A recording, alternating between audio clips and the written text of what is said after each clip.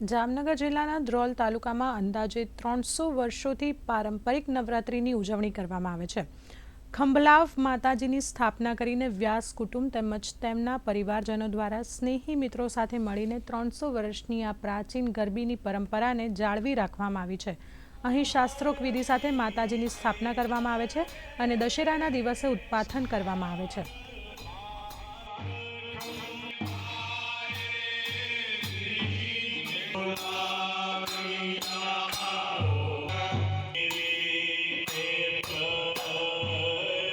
આ ગરબી એમનેમ એક ધારી ચાલે છે।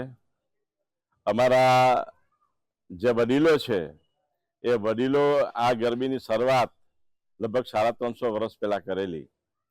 આજે તમે લાકડાની ગરબી જુઓ છો એ પણ ત્યારથી છે અને અત્યારની આ ગરબી છે એમાં અમારા બધા વડીલો છે એ તો દેહાવસાન પામ્યા છે, પણ એમનો જ વંશ વારસ આજ વર્ષોથી એકદમ સાદગી અને પવિત્રતા અને માતાજીની આરાધના સાથે 10 દિવસ નવરાત્ર અને દસમ એમ 10 દિવસ નવરાત્ર શારદીય નવરાત્રનો અમે બધા આનંદ લઈએ છીએ।